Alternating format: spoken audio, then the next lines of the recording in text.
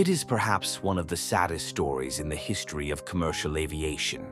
A plane full of a Russian Republic's brightest young students, her aspiring artists, musicians, and athletes, ripped so cruelly from the sky, their hopes and dreams scattered across the fields of southern Germany.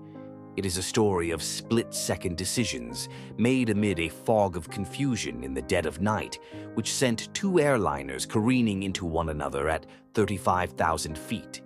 It is a story of a tragedy which could have been avoided, and of a man in the throes of grief who sought his own perverted justice in the murder of the air traffic controller he deemed responsible. The tragic tale of the Überlingen disaster and its aftermath comes across like a modern-day Shakespearean drama. But the crash was also about a fundamental blind spot in the global air traffic control system, a gap whose existence authorities had failed to close. And it was perhaps a distant echo of the collapse of the USSR, a reminder that the Russian and Western aviation industries still possessed divergent impulses whose untimely intersection could plant the seeds of disaster. Now, 22 years after the accident, long after the closure of its final chapters, we can look back upon the events of the 1st of July 2002 from both perspectives, literary and scientific, to tell the story of a profound human tragedy and the deficient system which made it inevitable. Welcome back.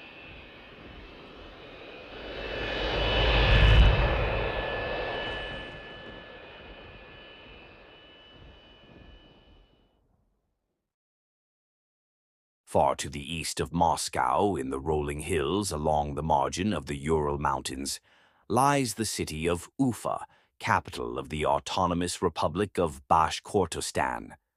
Like most of the Russian interior, it fell on hard times during the 1990s, as the collapse of the Soviet Union devastated the local manufacturing industry and plunged thousands into poverty. Even by 2002, as Russia's economy started to turn around, travel opportunities for the people of Ufa were limited. It was therefore quite a cause for celebration when the city's special UNESCO-affiliated school announced that its parent agency, the United Nations Educational, Scientific, and Cultural Organization, would organize a field trip to a planned UNESCO Youth Festival on Spain's prestigious Costa Dorada.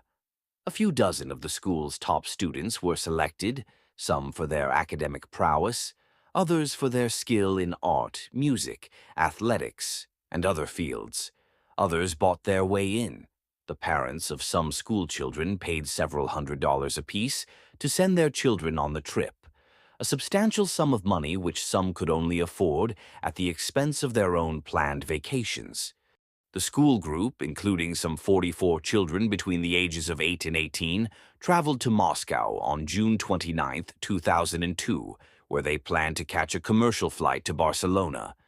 But their bus driver accidentally took them to the wrong airport. Moscow has several, and they missed the flight. While most travelers could simply go to the check-in counter and arrange to board a later flight, the group of 44 kids and 5 adult chaperones would need special accommodation. Stuck in Moscow while the trip organizers frantically searched for a transportation solution, the children toured the Red Square, the Kremlin, and other national landmarks, snapping photos of each other's smiling faces in front of the high red walls. They could not have known that their unexpected layover in the capital would be the first link in a deadly chain of events that would shock the world. After 2 days in Moscow, the school group received a lucky break. A local airline, having heard of the plight of the kids from Ufa, was able to arrange a charter flight to Barcelona on the night of July 1st. The company in question was Bashkirian Airlines, the de facto flag carrier of the Republic of Bashkortostan, which had split off from a regional Aeroflot subsidiary in 1992 and now carried passengers throughout central Russia and to popular holiday destinations abroad, including Barcelona. Between its local connections and its experience with the destination airport, it was ideally positioned to carry out the flight on short notice. And so, Late on the night of the 1st of July, the kids and their chaperones boarded a Bashkirian Airlines Tupolev Tu-154 at Moscow's Domodedovo International Airport. They were joined by 8 passengers who were not part of the school group, but had also missed earlier flights to Barcelona. A family of 4 from Belarus is thought to have been among them. Also on board were Svetlana Kaloyeva and her 2 children, Konstantin, 10, and Diana, 4, who were on their way to visit their father, Vitaly Kaloyev, an architect from the North Caucasus town of Vladikavkaz, who was working in Barcelona that summer on a vacation home for a Russian oligarch. Added onto the school group, the 5 other unaffiliated passengers, and the 12 crew members, the Kaloyev family brought the total number of people on board to 69. Although their 3-engine Tupolev Tu-154 was designed in the 1960s in the Soviet Union, this particular example was much newer, having been produced in Russia in 1995 and was equipped with some of the latest technology. Nevertheless, a large cockpit crew was required to fly it. That night, there would be no less than 5 pilots aboard, including 52-year-old Captain Alexander Gross, 41-year-old instructor Captain Oleg Grigoriev, the chief pilot at Bashkirian Airlines, who was overseeing Gross as he familiarized himself with the procedures at Barcelona, 50-year-old navigator Sergei Karlov, 37-year-old flight engineer Oleg Valiv, and 41-year-old first officer Murat Itkulov. However, instructor Captain Grigoriev was sitting in the right seat, performing the duties of pilot not flying, so First Officer Itkulov simply rode along in the jump seat without being assigned any specific duties.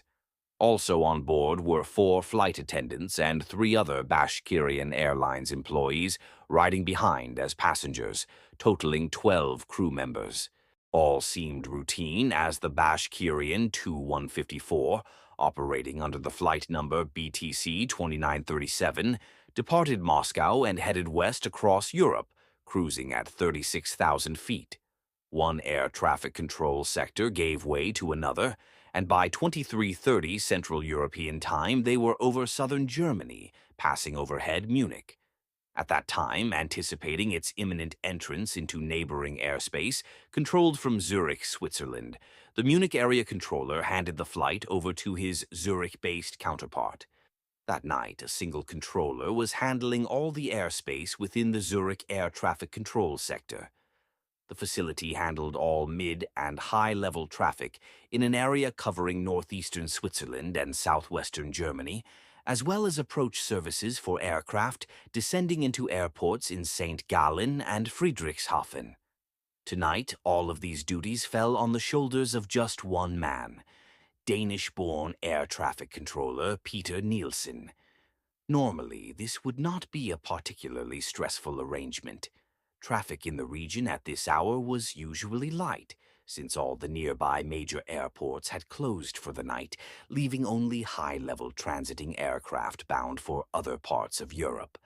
At the facility, it had become common practice for one of the 2 controllers on duty to take an extended rest in the break room during the middle of the night shift once the last planes had landed in St. Gallen and Friedrichshafen, and tonight was no exception.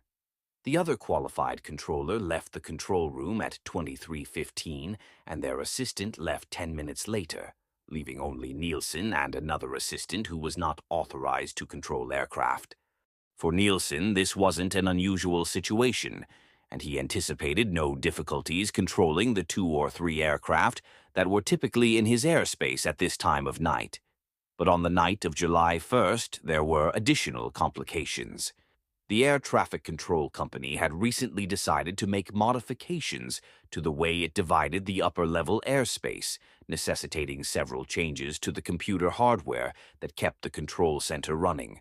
Part-way through Nielsen's shift, a group of technicians arrived to install the update, and he was informed that his workstation's main computer would have to be shut down, causing his displays to operate in fallback mode. A secondary condition in which several features provided by the main computer became unavailable. In fallback mode, the system which automatically correlated an aircraft's radar return with its filed flight plan would not work, forcing him to enter the information manually, and the short-term conflict alert light, which illuminates when the system predicts that two planes will pass too close, would be rendered inoperative. But Nielsen had no idea what features would be lost in fallback mode, nor did he have any obvious way of finding out. And as if that wasn't enough, a few minutes later the technicians informed him that they would also have to disconnect the control center's direct telephone landline to neighboring centers. The glitches were adding up, but with so few planes in the air, how dangerous could it be? But just moments after the Tu-154 entered Zurich airspace, Nielsen faced another complication. An Airbus A320 belonging to German charter airline Aero Lloyd contacted Zurich, reporting that their flight had been delayed and they wanted to perform a late approach to Friedrichshafen Airport. When the second controller went off duty, no one had anticipated that an aircraft would try to land at Friedrichshafen after its nominal closing time, so Nielsen was forced to abruptly switch his focus to the approach sector, which normally wouldn't have been his responsibility. It would have been possible to call and wake the second controller, who normally handled approach services, but for just one plane, it didn't seem worth it. After all, with the Aero Lloyd plane already lined up for approach, all Nielsen needed to do was tell Friedrichshafen that it was coming. He picked up the direct landline to the Friedrichshafen control tower, but it had been disconnected. He tried using the regular phone system to call a posted phone number for the tower, but that didn't work either. This was starting to become more complicated than he had anticipated. Meanwhile, on board the Tu-154, the pilots spotted another plane in the distance, appearing on the situational display of their Traffic Collision Avoidance System. The system, or TCAS, incorporates altitude, speed, and heading information broadcast by the transponders of nearby aircraft, compares it to the aircraft's own trajectory, and automatically assesses the relative threat of a collision.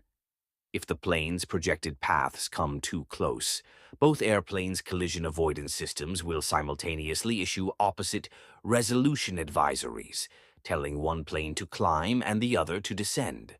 But so far, this other plane was still more than 10 nautical miles away, too distant for the system to suggest such drastic action. Despite the distance, however, Instructor Captain Grigoriev could already see the plane's flashing anti-collision lights blinking against the blackness of the moonless night. "Here, visually," he said, pointing out the window. "And here it's showing us 0, he added, referring to the TCAS display, where the number representing the height difference between his aircraft and the intruder indicated 0 feet. This other plane was in fact DHL Flight 611, a Boeing 757 cargo plane hauling packages from Bergamo, Italy, to Brussels, Belgium. The flight had departed earlier that day from Bahrain, where DHL has its own local subsidiary airline, and was now on the second leg of its trip after a scheduled cargo swap in Bergamo. In command were 2 experienced pilots, 47-year-old Captain Paul Phillips and 34-year-old First Officer Brant Campioni. Although they lived in Bahrain, they were originally from the UK and Canada, respectively. No one else was on board.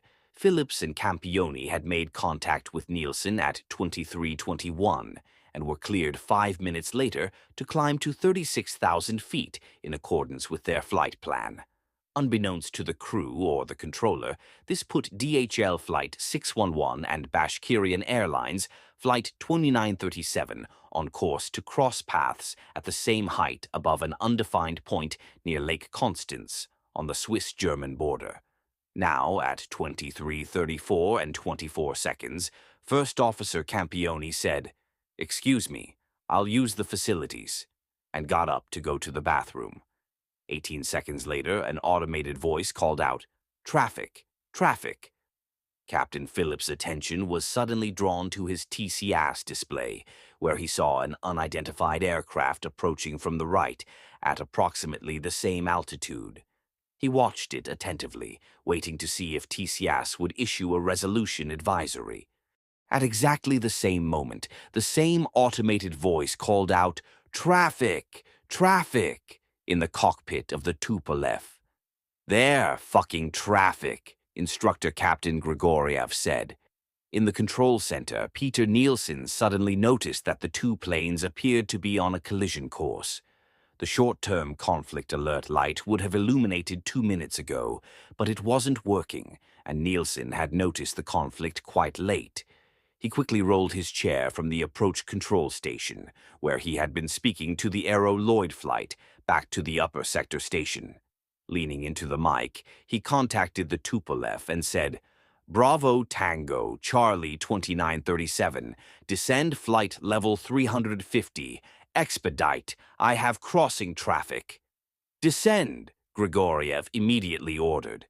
The instant he said this, the TCAS computer, detecting an imminent collision, issued a resolution advisory, and the robotic voice called out, "Climb! Climb!"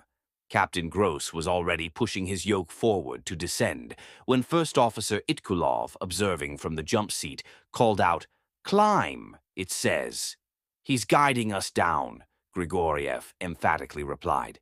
It was a situation for which they had never been trained. A controller telling them to descend to avoid another aircraft, while TCAS simultaneously instructed them to climb. It would obviously be impossible to comply with both. So, which order should they trust? Which took priority? Meanwhile, on the Boeing 757, Captain Phillips received an opposite resolution advisory. "Descend! Descend!" the robotic voice called out, and he immediately pushed his yoke forward to reach the target descent rate. The instruction came concurrently with Nielsen's identical instruction to the Tupolev, causing him to miss this critical exchange. Both planes were now descending toward each other at a closing speed of more than 1,300 kilometers per hour. Hearing the sound of the alarms, First Officer Campioni hurried back to the cockpit.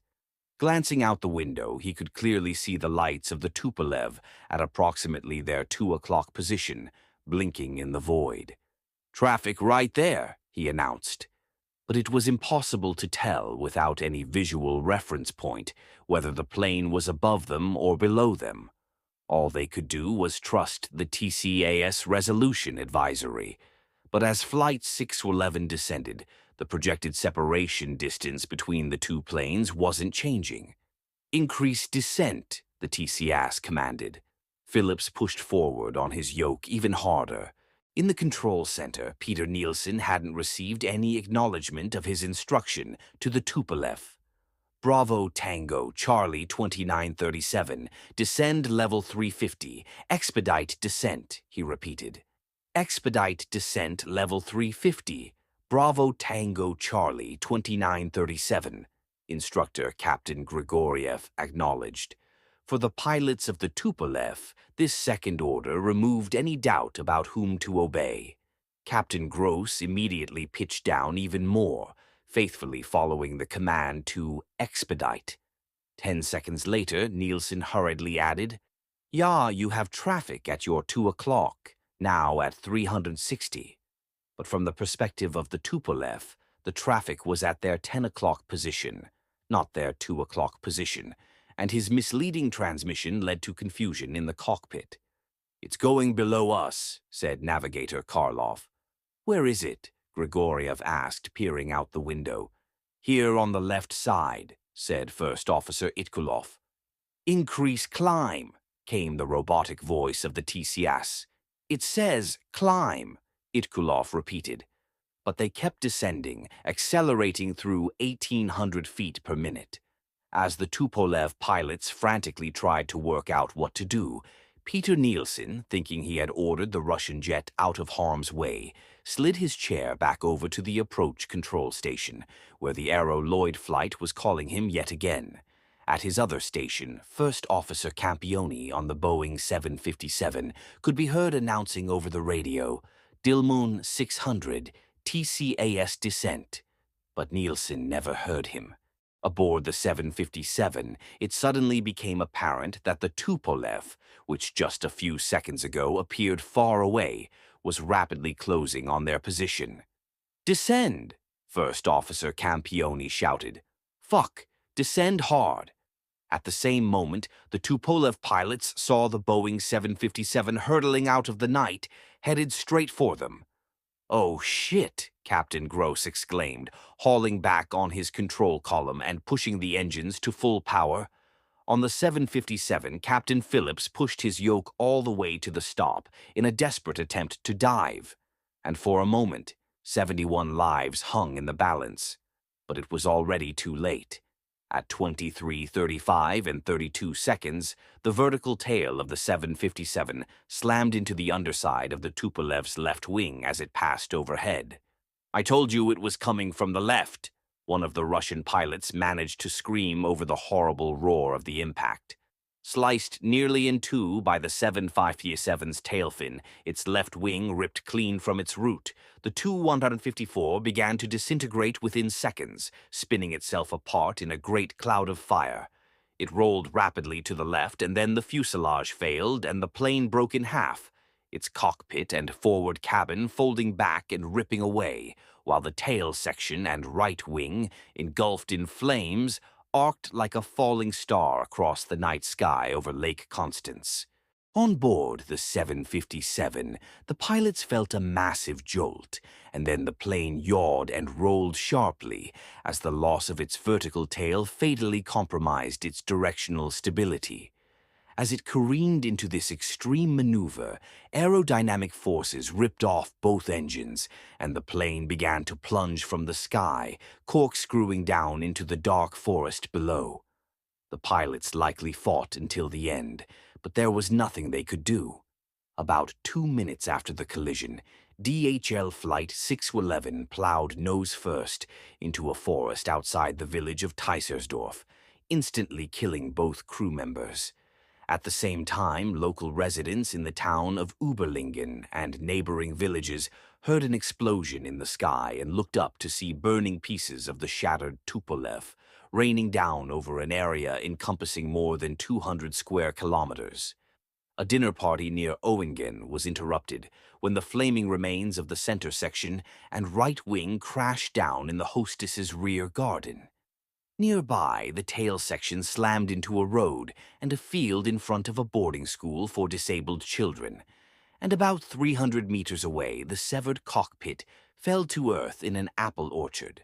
Other pieces of debris from both planes, the remains of the left wing, sections of the fuselage ceiling, a landing gear fairing, the tip of the 757's stabilizer, fell like hail across a zone approximately 20 kilometers long.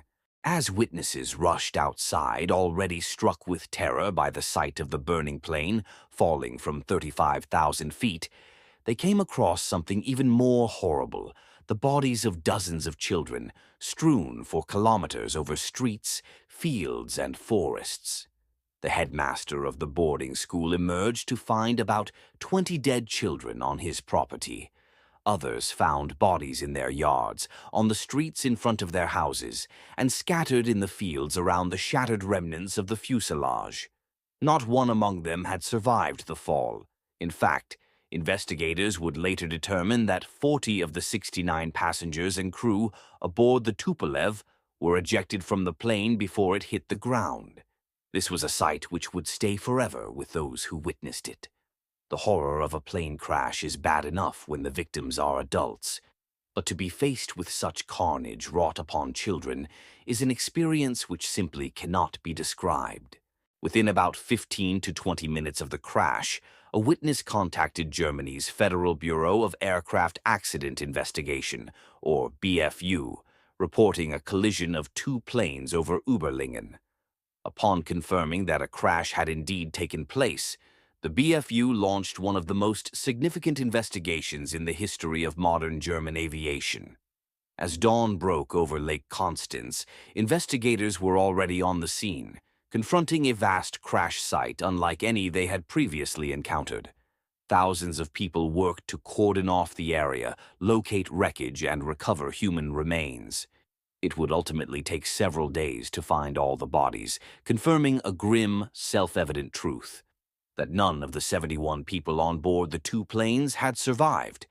Among the dead were 1 Briton and 1 Canadian, the DHL pilots, as well as 4 Belarusians and 65 Russians. 48 of them were children. In the city of Ufa, home to most of the dead, the population was left in a state of shock. In addition to the talented artists and athletes, several of the victims were the children of high-ranking officials in Bashkortostan, including members of the administration of the President of the Republic. Local authorities declared a period of mourning. Businesses shut their doors, festivals were cancelled, and radio stations only played sad classical music. One restaurateur who tried to put on a pop song was nearly run out of town, so intense was the city's collective grief.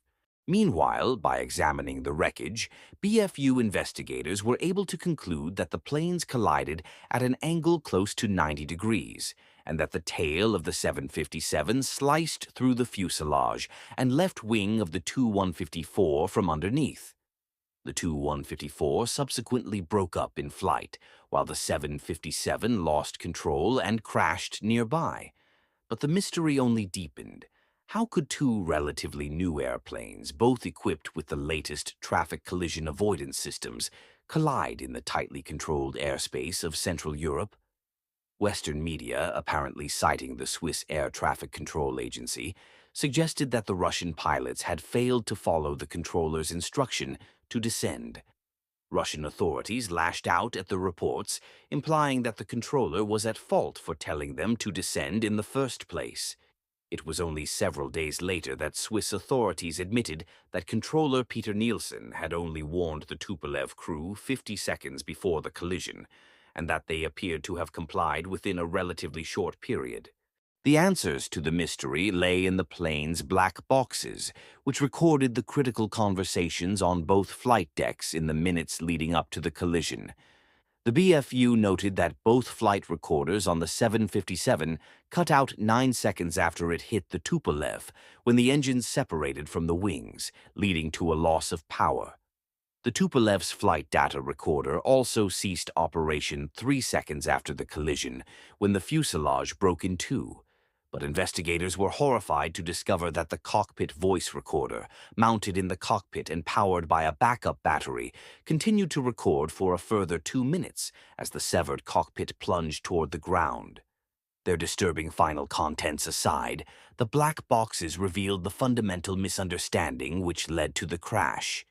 Unaware that TCAS was about to issue a resolution advisory, Peter Nielsen ordered the Russian crew to descend, while TCAS simultaneously told them to climb and instructed the 757 to descend. The Russian crew, faced with a choice between the controller and their TCAS, chose to obey the controller and descended directly into the path of the 757. This raised 3 primary questions. Could either crew still have prevented the collision? Why did the Russian crew choose not to obey their TCAS? And why did the controller allow the situation to become so critical before intervening? To answer the first question, investigators carried out a second-by-second analysis of the last minute of the 2 flights, from the time the crews became aware of a conflict up until the moment of the collision. It should be noted that both aircraft were operating on the same radio frequency, and in theory could have heard every relevant ATC communication. But a series of timing coincidences prevented either crew from realizing what was taking place.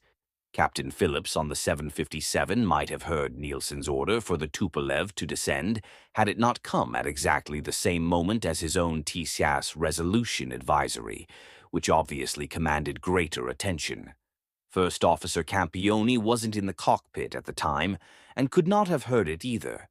The same thing happened all over again during the controller's second order for the Tupolev to descend, which corresponded temporally with the order from Phillips's own TCAS to increase descent. In this dynamic environment, Phillips's brain would have prioritized the more immediate command from the TCAS before considering the overall situation. And again, Campioni hadn't put his headset back on yet and couldn't have heard the transmission. Subsequently, the 757 crew waited 23 seconds to inform air traffic control that they were in a TCAS descent, a delay which some felt was inappropriately long. But it seemed that Captain Phillips was primarily concerned with achieving the required rate of descent, and First Officer Campioni was neither in his seat nor wearing his headset until shortly before the transmission was in fact issued. The coincidental fact that Campioni decided to go to the bathroom right before the TCAS came to life evidently contributed to the lateness of the message, and in fact, had he been in the cockpit throughout the event, he might have been able to inform Nielsen in time to avert the collision, but that this did not happen could only be put down to random chance. Although Nielsen didn't hear the 757's TCAS descent call, it was recorded on the CVR of the Tupolev, and yet none of her crew members reacted either. Investigators theorized that amid the animated conversation and high stress levels in the Tupolev cockpit, the pilot simply didn't hear it. This was the only communication which occurred between ATC and the 757. During the entire time, the Tupolev was in Zürich airspace. Hence, there was no other opportunity for the crew to hear what the 757 was doing. The BFU also noted that a misleading cue from the controller could have convinced the crew that descending was indeed the only way to avoid the collision. When Nielsen reported that the crossing traffic was at flight level 360, that is, 36,000 feet, it was actually passing through 35,600 feet and descending rapidly. By placing it at 360, he put it above the Tupolev, which had already begun its own descent a few seconds earlier, when it was actually slightly below. This discrepancy occurred because Nielsen's radar display only updated once every 12 seconds, and was still showing the 757 at 35,900 feet when he issued the transmission, rendering him unaware that it was descending. Based on statements made on both cockpit voice recordings, it appeared that both crews were able to visually locate the other aircraft from an early stage, and in the case of the Tupolev, this occurred even before the resolution advisory was issued. The blinking anti-collision lights against the moonless sky were in fact quite easy to see, even from a great distance, but judging the relative height of the planes and their future trajectories under such conditions was completely impossible. The human brain relies on points of reference to determine an object's relative motion, but the conditions that night presented none. Only in the last few seconds before the collision would the planes have been large enough in the field of view for their respective crews to have understood their relative positions. Consequently, both crews did take evasive actions about 2 or 3 seconds before impact, but by then it was too late for their inputs to take effect. Considering these facts, it could not be said that either crew was in a good position to avoid the other plane, either by visually anticipating a collision or by understanding the situation through overheard ATC communications. The more important question, therefore, was why the Tupolev pilots chose to obey ATC over their TCAS. In fact, this decision was deeply rooted in both the history of TCAS and the unique circumstances of aviation in Russia. It was a decision born not of faulty judgment, but of a fundamental cultural misunderstanding between the Russian crew and the Western engineers and regulators who designed the TCs and then mandated its use. Although traffic collision avoidance systems had been required in the United States since 1993 and in the European Union and the Middle East since 2000, at the time of the accident they were not required in Russia. In fact, the only reason the accident Tu-154 even had a TCAS was so that it could fly to destinations in Europe. After all, back home in Russia, where most traffic wasn't equipped with the system, it would have been of little use. Training on the system was therefore quite sparse. Bashkirian Airlines didn't have access to a Tu-154 simulator equipped with TCAS, and it's not clear such a thing even existed. In the absence of an appropriately outfitted simulator, the pilots only received theoretical training on TCAS, followed by a brief demonstration of the system in a plane parked on the ground. Furthermore, the pilots gained minimal TCAS experience in the line of duty because they rarely flew to Europe. In fact, so far in 2002, the two captains put together had a mere 16 flights into airspace where TCAS was active. They almost certainly had never encountered so much as a TCAS traffic alert, let alone a full-on resolution advisory, and this would have been their first time responding to one, either in training or in real life. In addition to their unfamiliarity with the system, the airline's Tu-154 operating manual contained language which contradicted that used by the manufacturer and undermined the very purpose of TCAS. As it was conceived in America, TCAS is a last line of defense, a surefire way to prevent a collision if the principles of air traffic control and see and avoid should prove inadequate. As such, there is no circumstance under which a TCAS resolution advisory should be disregarded, as its very activation implies that other means of collision avoidance have already failed. In fact, guidance issued by the U.S. Federal Aviation Administration explicitly stated that a TCAS resolution advisory overrides even an order from air traffic control. But most everywhere else, the rules were nowhere near as clear-cut. Official guidance from the International Civil Aviation Organization, or ICAO, which signatory nations use to create their own regulations, did not say what to do if TCAS and ATC issued conflicting avoidance instructions. Similarly, European regulations failed to cover this scenario. But in Russia, the regulations not only lacked clarity, but appeared to directly contradict those suggested by ICAO. Notably, the Bashkirian Airlines Tu-154 operating manual said the following: for the avoidance of in-flight collisions, the visual control of the situation in the airspace by the crew, and the correct execution of all instructions issued by ATC is to be regarded as the most important tool.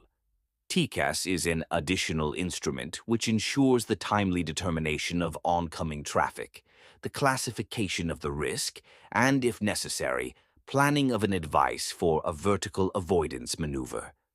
And after minimizing the importance of TCAS as a last line of defense, the manual went on to say, the ATC service is to be the basic system for the collision avoidance. Nevertheless, in case of no link with ATC, the TCAS will help the crew avoid a collision, implying that TCAS only needs to be followed in the absence of input from ATC. This advice was in line with the policies that existed under the Soviet Union, when controllers wielded a level of absolute authority that they never held in the West, but it did not correspond well to modern principles of traffic separation. In practice, the idea that anything can override a TCAS resolution advisory defeats the purpose of the system, which is to prevent a collision after all other means of safe separation are exhausted. But the pilots of the Tu-154 certainly never considered it this way, and in their minds there would have been little ambiguity as to the precedence of Nielsen's command to descend over the TCAS instruction to climb. This logic would have fallen apart had they recalled that TCAS would send an opposite instruction to the other plane, but their experience with the system was so limited that they probably forgot. First Officer Itkulov, who repeatedly called attention to the TCAS order to climb, may have remembered this fact, but he never clearly articulated it, and no one listened to him anyway. It is also worth noting that the ATC order, unlike the TCAS resolution advisory, corresponded to the pilot's conception of the way traffic conflicts are typically resolved in Russia. While the airplane on the left is expected to give way under Western right-of-way rules, Russian rules hold that both planes must change course, with the plane on the left, the 757, climbing, while the plane on the right, the Tupolev, descends. In a TCAS environment, right-of-way is not very meaningful, but for these pilots it would have been the acting principle during 95% of their careers, and it would have reinforced the apparent correctness of Nielsen's order. It was now apparent why the Tupolev pilots made their decision, and that this decision was entirely in line with their training. The largest remaining question then was why Peter Nielsen allowed the situation to escalate to the point of TCAS becoming involved in the first place. The roots of Nielsen's predicament go back to the very structure of the Swiss air traffic control system. For most of history, Switzerland's air traffic control services were run by the state. But in 2001, this service was privatized, becoming an independent company known as Skyguide. Although the government still owned 99% of the shares in Skyguide, it did not receive government funding and was expected to support itself financially through contracts. This reorganization came at a time when air traffic controllers were in high demand across Europe due to an estimated 12% continent-wide shortfall in ATC personnel. Consequently, in the year before the accident, the number of controllers on duty in Zürich during the night shift was reduced from 3 to 2. Back when 3 controllers were present, it had become common practice for one controller to take an extended break during the middle of the night. This habit was not officially sanctioned but had been tolerated by management for years. But when the standard night shift roster was reduced to 2 controllers, this practice continued, even though it left just one controller on duty through the middle of the night shift. This violated Skyguide rules, which required separate controllers to work the approach and upper sectors.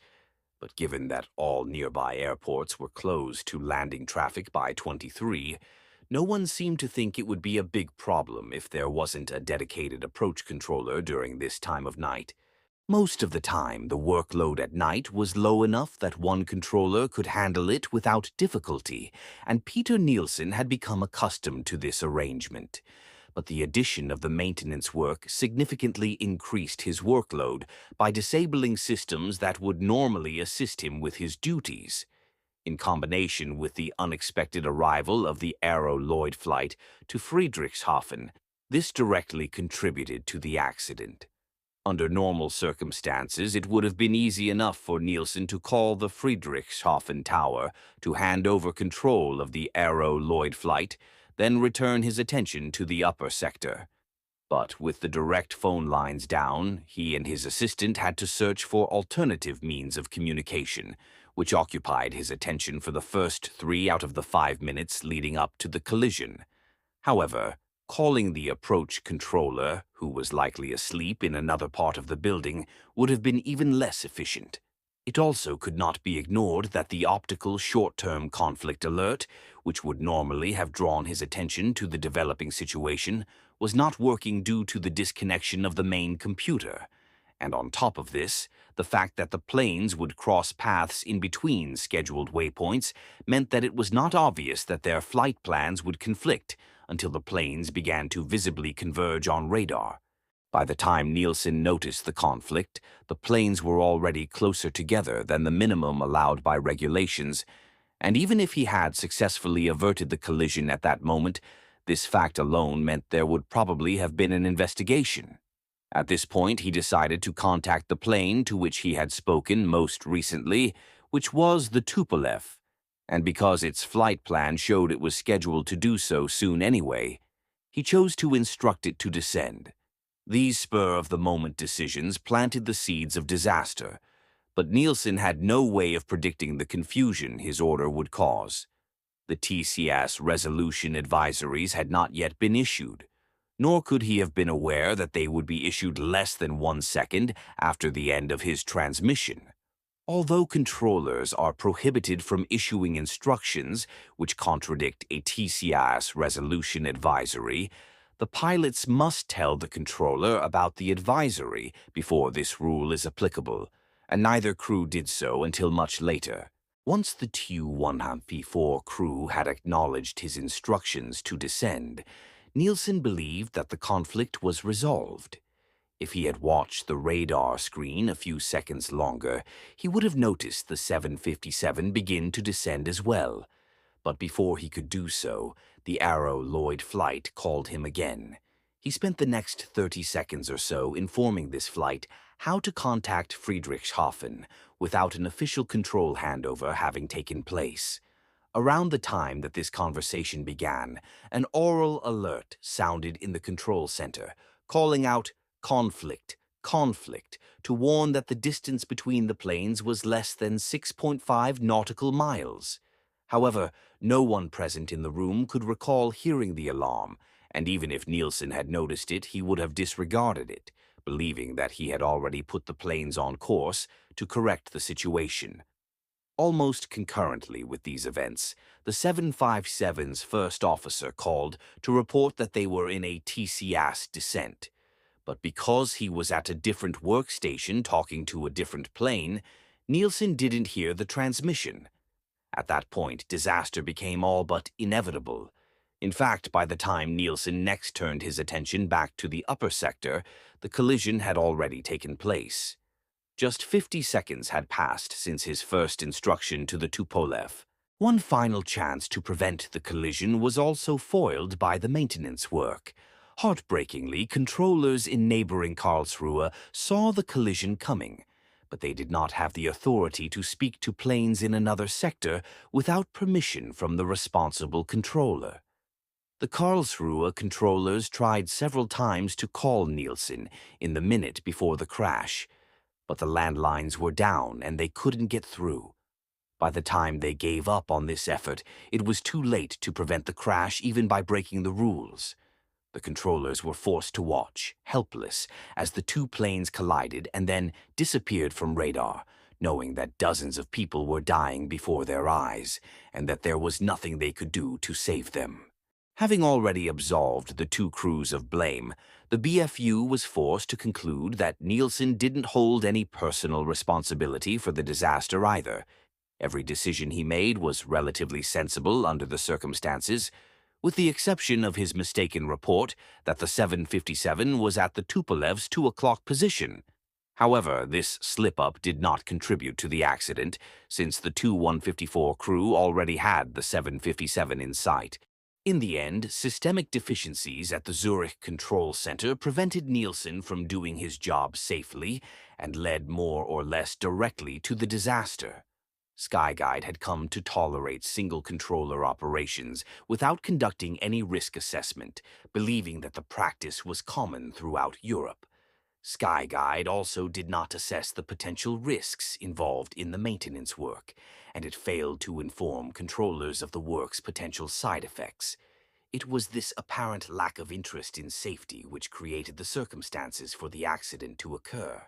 That night, Nielsen was doing the jobs of 3 people: supervisor, upper sector controller, and approach controller, with inadequate information and multiple inoperative systems. Such a situation should never be allowed to develop, and Skyguide ultimately bore responsibility for the fact that it did. In its final report on the accident, the BFU painted a picture of a series of wild coincidences, which, in the presence of systemic deficiencies, led to disaster. But to come away from the report believing that the Überlingen collision was a one-off would be incorrect. In fact, the lack of clarity in many parts of the world about the relative authority of an ATC order and a TCAS resolution advisory was already known to the industry. In January 2001, this very same loophole nearly led to what would have been the worst air disaster of all time. As a Japan Airlines Boeing 747, with 427 people on board, climbed toward 39,000 feet after takeoff from Tokyo, an overwhelmed trainee controller allowed it to embark on a collision course with another Japan Airlines flight, a DC-10 carrying 250 passengers and crew. As the planes drew near each other, the controller instructed the 747 to descend, but 3 seconds later, its TCAS instructed it to climb. Trusting the controller over the automated system, the pilots of the 747 put their plane into a descent, unaware that the DC-10, having received a TCAS advisory to descend, was doing the same. Amid the confusion, the trainee controller's supervisor attempted to order the 747 to climb, but her transmission was lost in the chaos of the moment. As the two planes descended directly toward each other, The crew of the 747 suddenly caught sight of the DC-10 and executed a last-second evasive maneuver, pitching steeply downward in a desperate effort to avoid a collision. Seconds later, the 747 passed just 135 meters underneath the DC-10, avoiding disaster, but only by the narrowest of margins. The evasive maneuver was so abrupt that flight attendants, passengers, and loose objects were thrown into the ceiling, only to crash down again 2 seconds later. The violent change in direction injured 100 people, 9 of them seriously, including a woman who suffered a broken leg. Damage to the cabin interior, particularly the ceiling, was extensive. Most notably, a drinks cart, shown above, was thrown through the cabin ceiling and into the attic behind the first-class lounge, where it remained for the rest of the flight. In the end, the 747 safely returned to Tokyo, and the injured passengers were released for medical treatment, many of them unaware that they had come frighteningly close to death.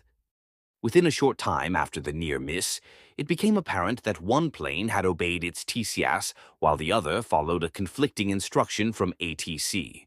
The potential danger of this type of misunderstanding should have been plainly apparent, but by the time of the Überlingen disaster 17 months later, nothing had fundamentally changed.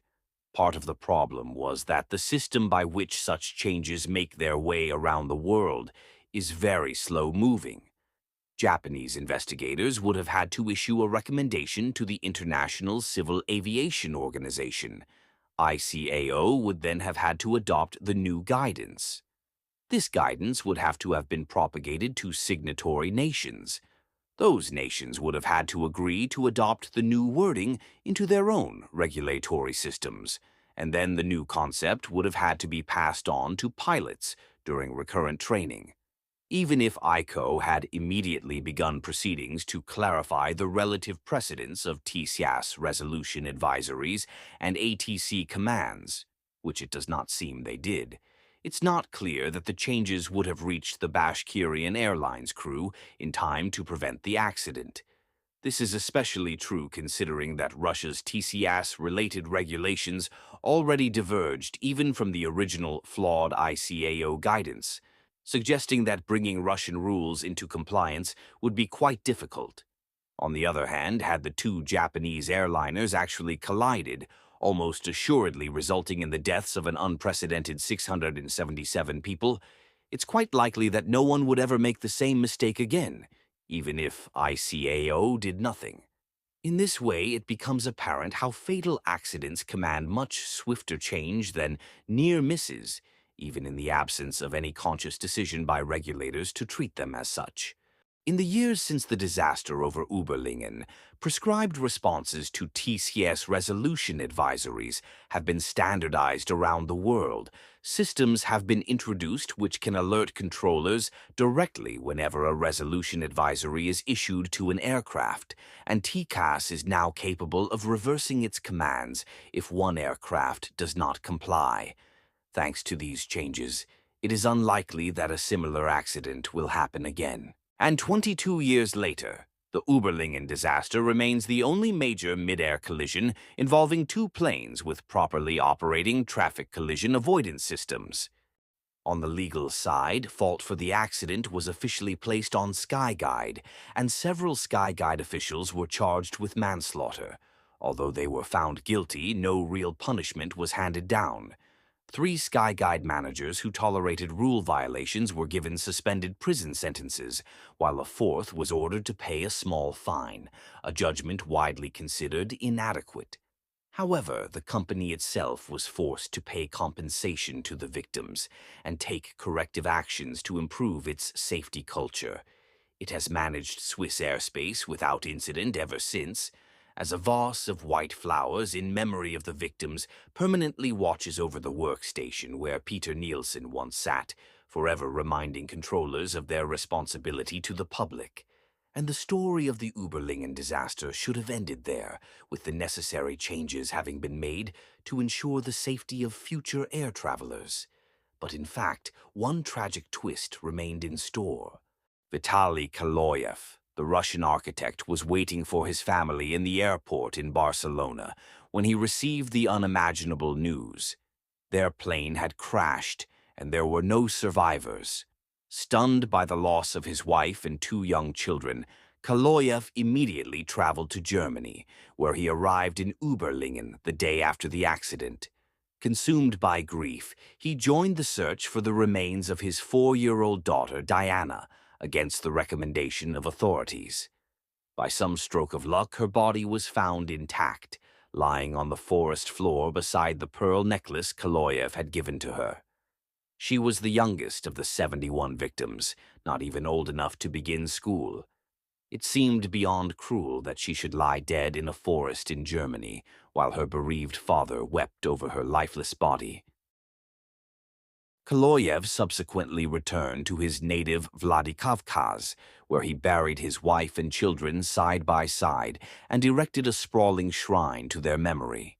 It is never easy to move on from such a profound grief, but Kaloyev found it especially difficult. He could be found lingering by the memorial at any time of day and in any weather for months on end. He barely slept or ate, and how could he? Everything which gave his life meaning had been taken away. As the events which led to the crash started to become clear, Kaloyev became fixated on a singular goal: to convince Skyguide to apologize for its role in the accident. He attended gatherings of victims' relatives and press conferences in Germany, where he confronted Skyguide officials and demanded that they apologize. But Skyguide, embroiled in lawsuits over the accident, had instructed its spokespeople not to admit any fault until a verdict had been handed down. Instead, the company offered him a total of 160,000 Swiss francs in compensation for his loss, on the condition that he refrain from any lawsuits. This is standard procedure in the West, and Europeans and Americans tend to respond to the practice by rolling their eyes, muttering obscenities about the company in question, and then suing to increase the payout. But in the cultures of the North Caucasus, there is an expectation that such a high-stakes dispute will end with either an admission of guilt and a request for forgiveness, or with justified revenge by the injured party. Not only would a failure to apologize be considered a damnable provocation, but the failure of the injured party to respond proportionately would be considered a dereliction of his duty as a man. Kaloyev soon changed course and asked instead if it would be possible to meet Peter Nielsen, to speak with him and convince him to apologize instead. But this too was denied. Nielsen was in no fit state to speak to the unstable relative of a Überlingen victim. And so Kaloyev drifted back and forth between Germany and Vladikavkaz, growing progressively angrier as the legal proceedings dragged on without any conclusion. Many in Russia felt that the slow pace of justice amounted to a cover-up, and Kaloyev agreed. This was another cultural misunderstanding. In Russia, following an accident, everyone involved is usually arrested immediately and then released if they are not found at fault. In contrast, Western nations don't typically arrest aviation professionals for making mistakes, unless gross negligence can be demonstrated, and company officials will only be charged after lengthy investigations. Kaloyev, however, had no patience for this lenient approach, and in late 2003 or early 2004, he decided to take matters into his own hands. Having hired a private investigator to find Peter Nielsen's address, Kaloyev arrived in Zürich in February 2004 and checked into a hotel. A few days later, on the 24th of February, he traveled to Nielsen's house, armed with a 22-centimeter jackknife and photographs of his dead family members. Initially, Kaloyev sat down in Nielsen's garden, seemingly unsure what to do. When Nielsen eventually emerged to investigate, he did not respond kindly to the presence of Kaloyev on his property. Nielsen had been affected deeply by the crash, to the point where he required medical treatment for acute PTSD, and this unexpected visitation only rubbed salt in his wounds. A brief, unfriendly conversation ensued. Kaloyev then got up in Nielsen's face and showed him the photos of the bodies of his children. Backed into a corner, Nielsen pushed them aside. It was at that moment that Kaloyev apparently snapped. Blinded by rage, he stabbed Nielsen several times in the chest, mortally wounding him. He then ran away down the street, blood still dripping from his reddened hands, as Nielsen died in the arms of his family. The following day, police arrested Kaloyev in his hotel room and charged him with premeditated killing. Public reactions to the revelation of the murder varied significantly. Europeans were largely outraged, while the response within Russia was much more mixed. Many people, while denouncing the murder, nevertheless sympathized with Kaloyev's plight. A significant minority outright endorsed the killing, which drew heated condemnation from the other side, including from another man who also lost his entire family in the crash, who said he could see no justification for Kaloyev's actions. In court, Kaloyev initially denied intending to kill Nielsen, but could not explain why he had brought the knife if his only goal was to talk. Later, he expressed no remorse for the murder, which he considered to be justified under his North Caucasus Code of Honor. In the end, a Swiss court, considering the mitigating circumstances, sentenced him to 8 years for manslaughter. Even this relatively light sentence was seen by many Russians as too harsh, and the government began to put pressure on its Swiss counterpart to reduce the punishment. Switzerland ultimately caved under the pressure, and Kaloyev was released from prison without a clear explanation in 2007, having served only 2 years out of his 8-year sentence. Kaloyev returned home to a triumphant welcome, where he was ushered off the plane by an adoring crowd of Vladikavkaz residents and members of the pro-Putin youth group, Nashi. Although Russians overall were split on whether he was a hero or a criminal, his home province did not hesitate to pull out all the stops to celebrate his release. People cheered for him in the streets, and stores refused to take his money when he shopped for groceries. Journalists selected him as Vladikavkaz's Man of 2007, and the leader of North Ossetia, Alania, appointed him Deputy Construction Minister for the Autonomous Republic. "I don't really take offense at people who call me a murderer," Kaloyev told the Los Angeles Times upon his return. "People who say that would betray their own children, their own motherland. I protected the honor of my children and the memory of my children." All of this fanfare ignored the fact that Nielsen was never found at fault in the accident in the first place.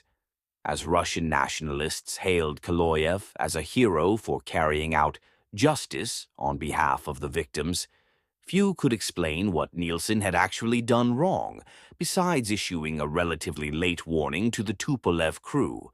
The way this particular segment of Russian society reacted to the crash and the murder was an ugly reflection of a national tendency to blame whoever happens to be present at the moment of a tragedy, while those responsible for creating the unsafe condition go unnamed and unpunished. No doubt buoyed by his celebrity status, Kaloyev eventually recovered from his crippling grief, remarried, and had 2 more children, who are both 5 years old as of now. He retired from his post as Deputy Construction Minister in 2016, but he continues to live a fairly comfortable life in Vladikavkaz. In contrast, Nielsen's family, hurt beyond words by Kaloyev's callous and misguided revenge, returned to their native Denmark and retreated from the public eye. In the end, the Überlingen disaster was not the result of one man's split-second decisions, but the inevitable product of a deficient system, of an air traffic control company which paid too little attention to safety, and of international and national level regulators who were too slow to correct a glaring flaw in the rules which keep airplanes apart. It is also a reminder that cultural norms play as much of a role in aviation safety as they do in our perception of justice. As the 2 planes sped toward each other that night, a sequence of events took place in which 8 people in 3 different locations all tried to avert disaster as best they could, only for their divergent expectations to steer them inexorably into the jaws of catastrophe. And as so often seems to happen, the most innocent among us paid the price, leaving in their wake a trail of broken dreams and broken families. Shedding more blood did not and cannot make those dreams whole again. They have vanished with the children of Ufa, like so many tears in the rain.